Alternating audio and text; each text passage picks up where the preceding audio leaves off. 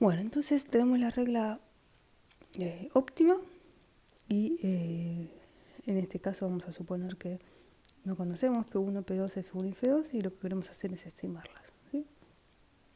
Entonces vamos a tener una muestra aleatoria donde digamos, mis datos x1, x2, xn son variables que están en R, ¿sí? Estoy pensando que no son multivariadas, sino que tienen dimensión 1. Y 1 y 2 y n son las etiquetas. Y que en este caso suponemos que hay dos etiquetas, ¿sí? La 1 y la 2. Entonces, si queremos estimar P1 y P2, lo razonable que sería hacer es, bueno, si queremos estimar P1, que es la probabilidad de que la variable y es igual a 1, es contar cuántos i's son iguales a 1. ¿Sí? Entonces, n1 va a ser el número de i's iguales a 1 sobre el total de muestra. Y n2 va a ser el número de elementos i's iguales a 2 sobre el total. Y para estimar las funciones de densidad de F1 y F2, lo que vamos a hacer es, podemos tomar un estimador de núcleos. ¿Se acuerdan que un estimador de núcleos era 1 sobre NH, en este caso la dimensión es 1, o sea, 1 sobre NH, el núcleo, y lo que tenía que hacer era hacer x menos xy dividido h, ¿está bien? Pero para estimar F1 solamente voy a usar los xy's que están en la clase 1, ¿sí? Porque F1 es la densidad condicional, la que es igual a 1. Entonces esta suma, desde i igual a 1 hasta n, solamente la voy a hacer cuando i es igual a 1. ¿Está bien? O sea, esta cosa de acá, o sea, la función i de i sub i igual a 1, vale 1, si i sub i es igual a 1, y vale 0, si i sub i es igual a 2. Entonces solamente en esta suma van a estar involucrados los xy's que tengan etiqueta i sub i igual a 1. Y para F2 van a estar involucrados solamente los xy's que tengan etiqueta de la clase 2. ¿Sí?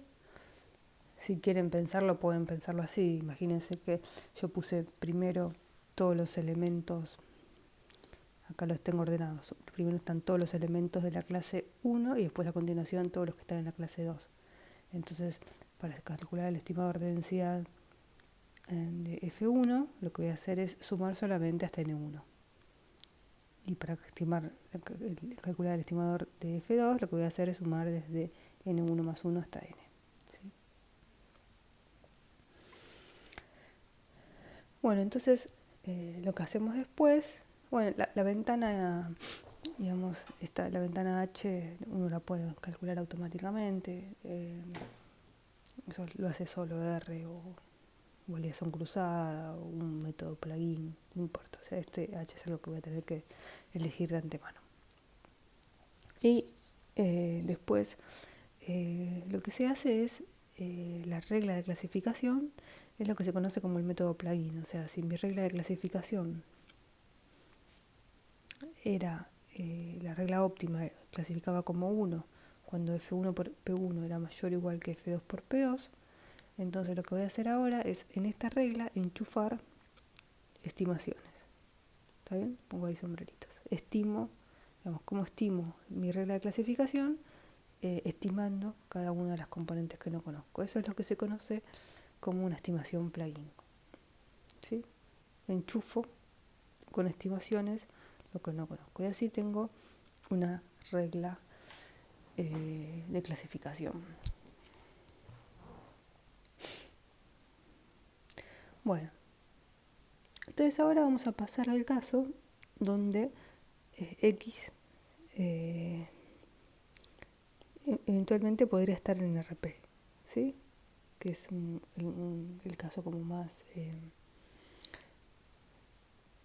interesante, ¿no? X no está solo en R, sino que está en RP.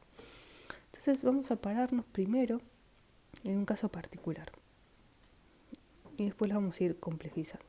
El caso particular es cuando la variable X tiene densidad normal multivariada. Entonces, otra vez vamos a tener dos clases, la clase 1 y la clase 2. La probabilidad de que pertenezca a la clase 1 es P1, que pertenezca a la clase 2 es P sub 2. Y vamos a suponer que X tiene una densidad en la clase 1, tiene una densidad F1, que es una normal multivariada con media mu1 y una cierta matriz sigma. Y en la clase 2 también va a ser normal multivariada con una media mu2 y con la misma matriz de covarianzas. O sea, lo que se diferencia en estas dos densidades es en su media, ¿sí? Pero tienen igual matriz de covarianza.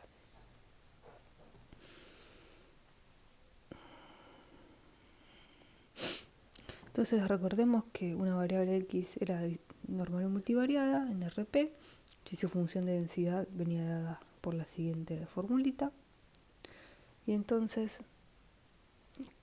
¿cómo me quedaría la regla de clasificación óptima si uso las densidades, que las densidades condicionales son normales multivariadas?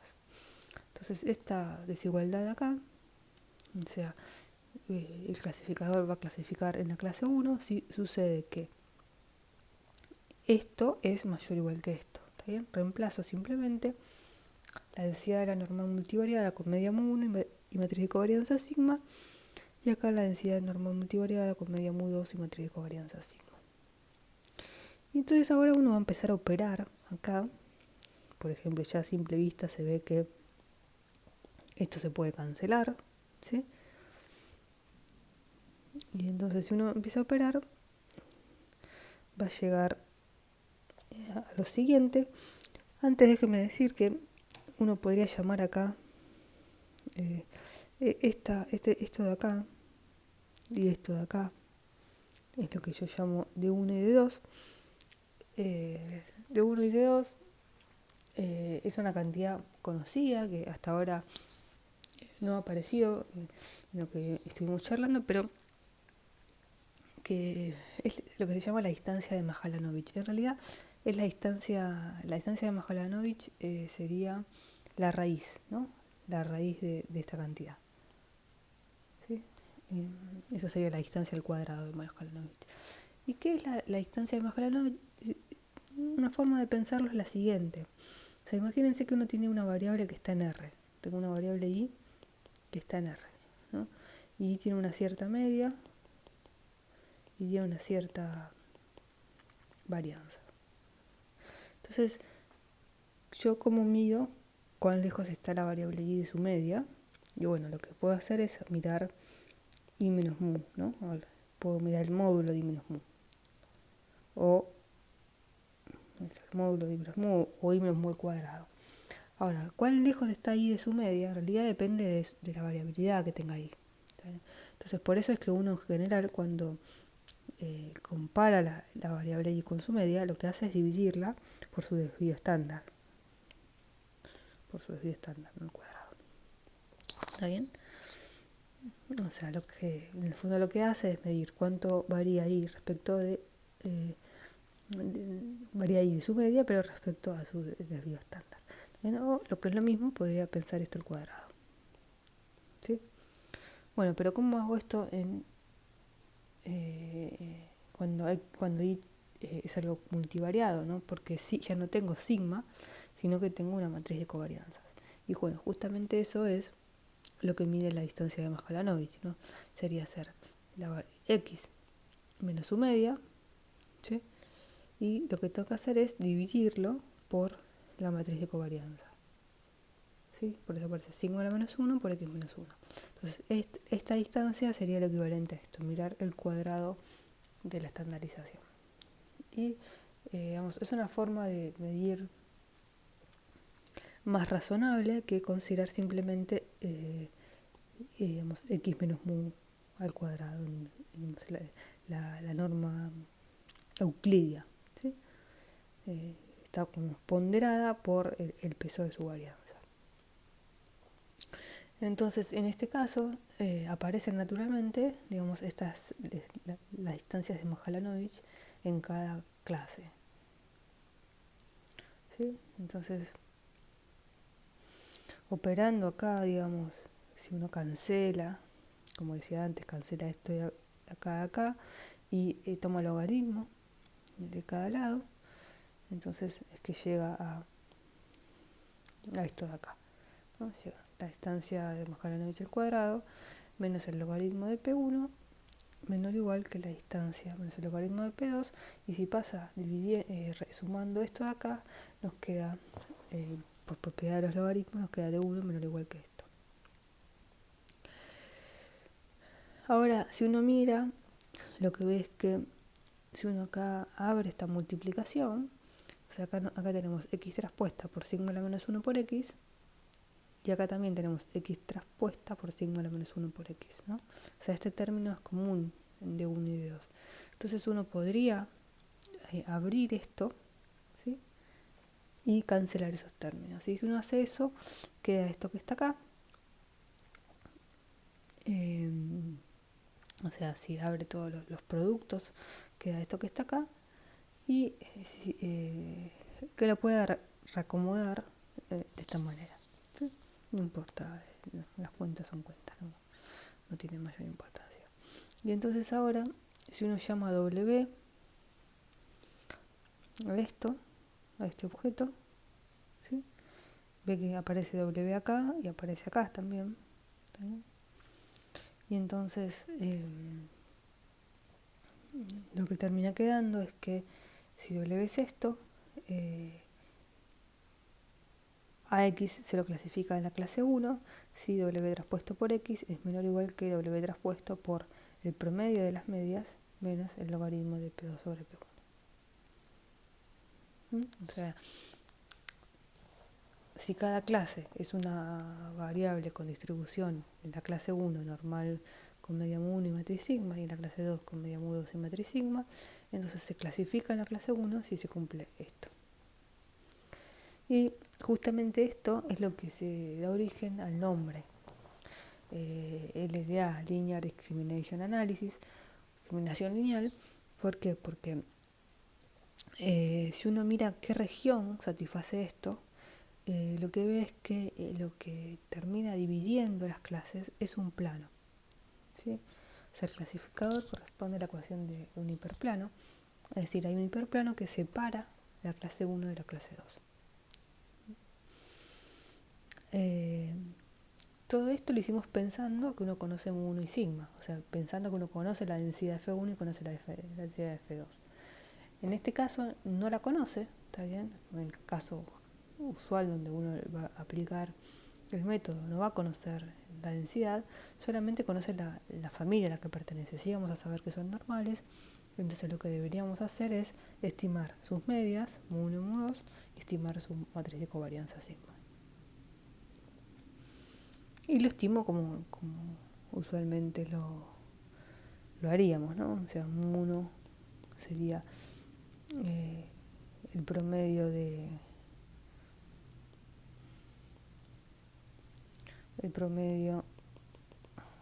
de las variables que tienen etiqueta 1 dividido n, 1, y mu 2 sería el promedio de las variables que tienen etiqueta I2 dividido N2. ¿Sí? Y como estimo sigma, bueno, para estimar sigma directamente puedo usar el estimador LS, ¿no? Usando todas las muestras, porque la varianza es común para las dos poblaciones. Entonces acá hay un dibujito el dibujito lo saqué del libro de Hasti, Tibshirani, Witten, donde un poco ilustra lo que está sucediendo, ¿no? Si uno tiene dos poblaciones que son normales, o sea, estas serían como las curvas de nivel de la densidad, al tener la misma matriz de covarianzas, entonces estas curvas de nivel son iguales en cada población, pero difieren en la media. Entonces, ¿cómo parto? Si tendrá que partir con una recta, con un plano, en este caso, separar las dos clases, lo que termina haciendo el discriminador lineal es eligiendo esta dirección, ¿está bien? Y si tengo 3 poblaciones en lugar de 2, puedo hacer lo mismo. Puedo pensar en clasificar una contra las otras 2 y después clasificar las otras 2. Y lo que termina quedando también es partiendo, digamos, el espacio, ¿sí? En este caso que tengo 3 poblaciones, se termina partiendo el espacio en forma lineal, ¿sí?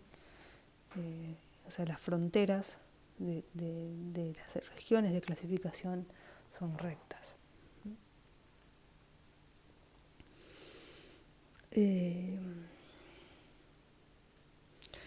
Este problema en realidad, como les decía antes,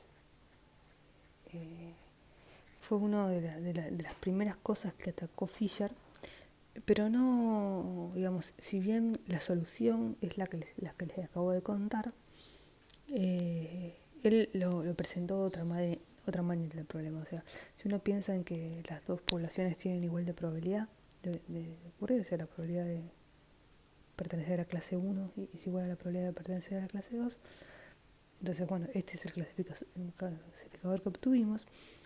Él el problema lo planteó tratando de encontrar cuál es la proyección B, tal que si uno proyecta la variable en esa dirección, fíjense que esta nueva variable es algo que está en R, ¿no? Ahora, ¿cuál es la media de esta variable? Y bueno, va a ser B traspuesta por mu1, si estoy en la clase 1. Y si estoy en la clase 2, va a ser B traspuesta por mu2. ¿Está bien? ¿Qué es esto de acá? Entonces, lo que Fisher planteó fue encontrar cuál es la dirección que separa mejor las medias proyectadas, pero relativa a la variabilidad de la proyección. ¿Está bien? O sea, es decir, planteó encontrar el B que maximiza esta variabilidad. Y si uno hace esa cuenta, lo que obtiene justamente es que el B óptimo, el B que hace máximo esta cantidad, es este, que es justamente el W que uno tenía allá. ¿Sí? Y en caso que P1 es igual a P2, esto nos da 0.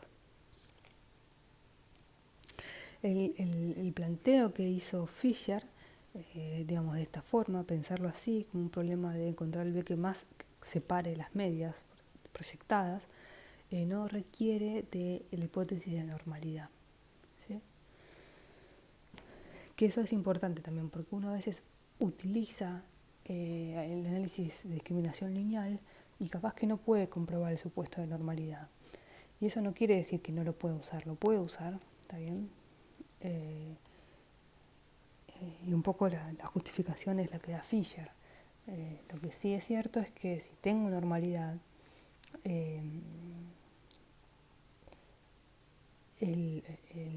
al tener normalidad, la regla de clasificación lineal coincide con la regla óptima, ¿no?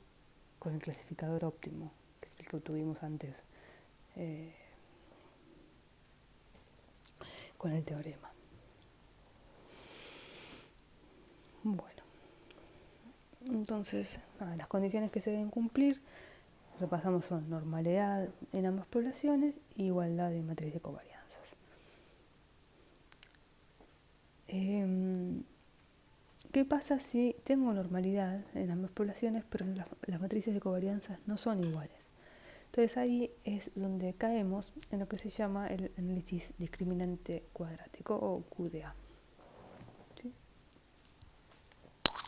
Es decir, tenemos en la clase 1 normalidad con media 1 y matriz de covarianza sigma 1, y en la clase 2 también tenemos normalidad con media 1 y matriz sigma 2.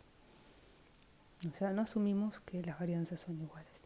Y si planteamos la regla óptima de clasificación en este contexto, lo que tenemos es que se va a clasificar en la clase 1 si sucede esto. ¿Está bien? Recuerden que antes teníamos acá sigma a la menos 1 y sigma a la menos 1, la misma. En este caso, como no son iguales, vamos a tener sigma 1 y sigma 2. Entonces eso simplemente lo que hace es complicar más las cuentas, pero el razonamiento es el mismo, ¿no? O sea, voy a clasificar si sucede esto, ¿está bien? Donde la cuenta es más o menos difícil.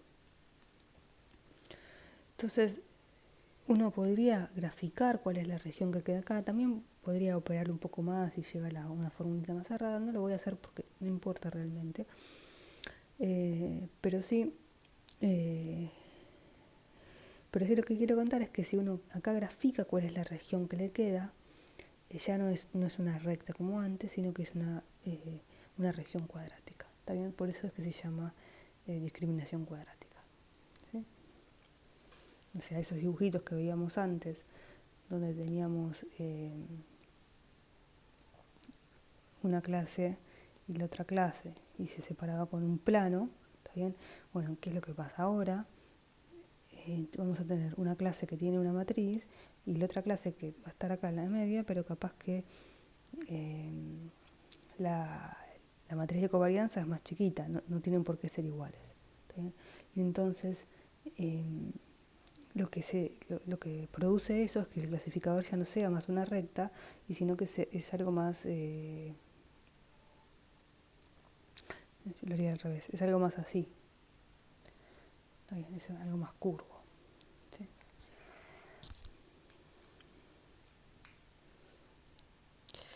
Bueno, entonces, hasta acá obtuvimos la regla de clasificación óptima. Y el problema ahora surge cuando uno quiere estimar los parámetros. Entonces vimos, si la variable x está en R, podemos hacerlo con un estimador de densidad. ¿Sí? Si la variable x está en RP y es normal, eso nos conduce a la discriminación lineal o la discriminación cuadrática, ¿sí? Dependiendo si las matrices de covarianza son iguales o no. Siempre lo que es, digamos, partiendo de la regla óptima de clasificación con diferentes supuestos sobre las densidades que uno tiene involucradas. ¿Sí? Ahora, ¿qué pasa si estoy en RP? Pero no tenemos la normalidad. ¿Sí? O sea, estamos igual que antes, ¿no? La regla óptima de clasificación, que ahora no sé por qué lo llamé H grande, pero hasta acá lo habíamos llamado H chiquita OPT, ¿no? Esto, pero bueno, no importa. Eh, entonces, ahora no tenemos distribución normal multivariada, no sabemos cuál es la familia de la densidad que, de estas densidades, ¿sí? Eh, a ver, si yo supiese que X tiene otra densidad, podría enchufarla acá, otra densidad paramétrica, podría enchufarla acá y estimar sus parámetros. ¿Sí? Eso está bien. Pero si yo no conozco nada de esta densidad, o sea, no conozco a qué familia pertenece F1 y a qué familia pertenece F2, ¿puedo hacer algo? Bueno, entonces lo que se puede hacer es eh, lo que se conoce como estimador de la densidad no paramétrico, que es lo que vimos antes, pero en RP. ¿Está bien? O sea, podría estimar con un estimador de núcleos, pero en lugar de hacerlo en R, lo hago en RP. Entonces la formulita es la misma, lo que cambia es que acá estimo la ventana va a aparecer como HRP, y la diferencia es que esta cuenta de acá ahora, x menos x sobre h, es lo que está en RP. Por lo tanto, este núcleo va a ser una función, en principio, K, que va desde RP hasta R.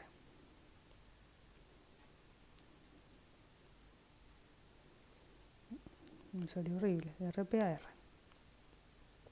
¿Sí? Entonces, aparecen dos maneras de hacerlo en principio. Una es decir, bueno, para lo que puedo hacer fácil es decir, bueno, por ejemplo, en lugar agarro como el núcleo K una densidad normal, no sé, que es una función que va de RP en R. O podría agarrar como núcleo K, K núcleos que van a dimensión 1. ¿Sí? Por ejemplo, el núcleo K podría ser producto de núcleos uniformes o núcleos de Parenkov. O la otra sería hacer lo siguiente, es decir, bueno, yo quiero calcular la distancia entre x y menos x. Entonces, bueno, primero lo que hago es tomo la distancia entre x y menos x, la norma euclidia, por ejemplo. Y entonces ahora esto es algo que está en R, ya no está en RP. Y entonces le calculo, aplico un núcleo que vaya de R en R directamente. ¿Está bien? Entonces, esta sería otra forma de estimar la densidad de donde esta densidad ahora es una densidad de RP en R. ¿sí? Ahora, lo que sucede es que en general la estimación no paramétrica de la densidad en dimensiones altas tiene sus problemas. ¿Por qué? Porque uno necesita, digamos, muchos puntos para que el estimador sea bueno. Es lo que se conoce como el problema de la dimensión, de la maldición de la dimensión. En general, digamos, si la dimensión P es muy alta, si yo no tengo una cantidad de puntos relativamente alta para esa dimensión, cuando yo me pare en el entornito que me genera esto, ¿está bien? Imagínense que mi núcleo es el núcleo uniforme. O sea, el núcleo vale 1 siempre que módulo de z sea menor o igual que 1. ¿Sí? Y vale 0 si no. Entonces, el h en general es algo que es chiquitito. Entonces, ¿qué estoy mirando acá cuando miro el núcleo, cuando miro el núcleo evaluado en esta cosa?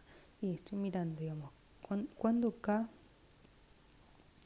de x menos, perdón,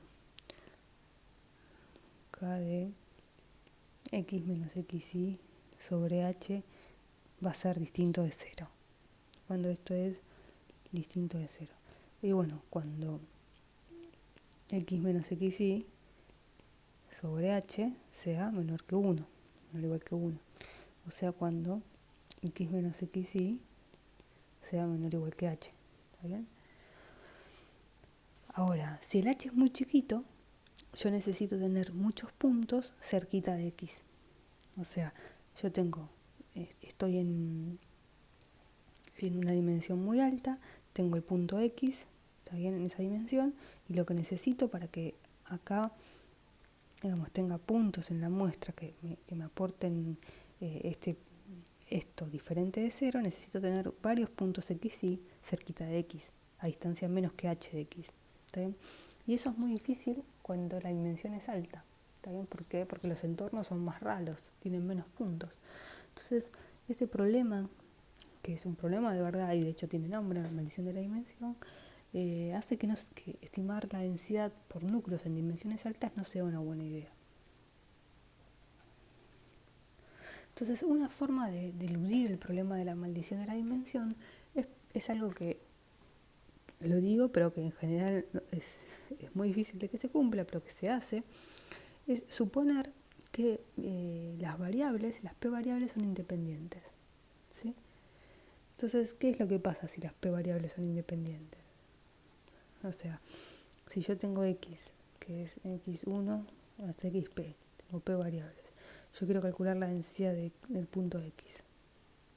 Bueno, si estas variables son independientes, ¿qué es lo que sucede? Que esto es lo mismo que hacer el producto de las densidades, ¿no? ¿Y qué es lo que gané ahora? Es que estas densidades son densidades que van de R en R, no como esta que va de RP en R. ¿Sí? Y entonces ahí sí puedo estimar cada una de estas densidades por un estimador de núcleos. También porque el problema de la dimensión, del problema del estimador no paramétrico de la densidad en dimensión 1 no es un problema. También funciona bien. No funciona bien acá, pero sí funciona bien acá. Y entonces así lo que uno hace es estimar la función de densidad en RP como producto de los estimadores de la densidad de cada una de las variables. ¿Sí? Y así lo que uno hace es obtener otra forma de estimar el clasificador óptimo, como, bueno, el clasificador estima en la clase 1, sí, el estimador de densidad en la clase 1 por P1, en este caso sombrerito, me falta poner acá, donde otra vez, ¿no? P sub I sombrerito va a ser NI sobre N, es mayor o igual que el estimador de densidad en la clase 2 por P sombrerito 2. Esto es lo que se conoce como el Bayes naive, que seguramente habrán escuchado hablar porque es un clasificador bastante usual. ¿Sí? Y realmente, por más que el supuesto de que las densidades son independientes, ¿no? Esto de acá, para poder hacer la estimación así, funciona bastante bien. Funciona bastante bien. Bueno, nada, yo acá les conté, digamos, como un cuentito, si quieren, con varias alternativas para hacer, ¿no? O sea, tenemos la deducción del clasificador óptimo, ¿sí? ¿Por qué el clasificador óptimo se deduce así? ¿Qué pasa cuando las densidades son univariadas? También cómo estimar cuando las densidades son univariadas, cómo estimar cuando las densidades son multivariadas, y básicamente tres casos. Cuando la densidad es normal, con igualdades de sigmas en cada clase, cuando la densidad es normal en cada clase pero los sigmas son diferentes, y cuando no sé nada de la distribución y entonces lo que tengo es el Bayern. Ahora, esto no es la única manera, como les decía antes, de obtener una clasificación. Hay muchísimas formas de hacerlo. Por ejemplo, una muy conocida es la regresión logística, ¿no? Perceptron, Support Vector Machine, cada vecinos más cercanos, árboles de decisión, redes neuronales, etcétera, etcétera, etcétera. Hay muchísimas cosas por mirar, y las técnicas de clasificación es algo que es muy usado y por lo tanto es un área muy activa, ¿sí? Y como les decía, ¿cuál es la mejor? No hay un consenso.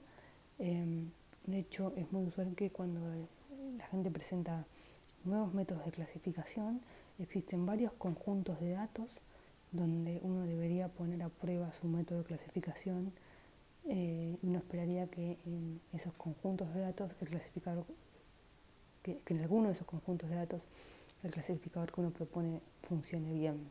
¿Está bien? O sea, lo que se hace, digamos, para mostrar que uno tiene un buen método de clasificación, es compararlo contra otros métodos, y no es esperar que siempre funcione bien el método de clasificación, sino que en algunos contextos funciona mejor el que uno propone y en otros contextos otro.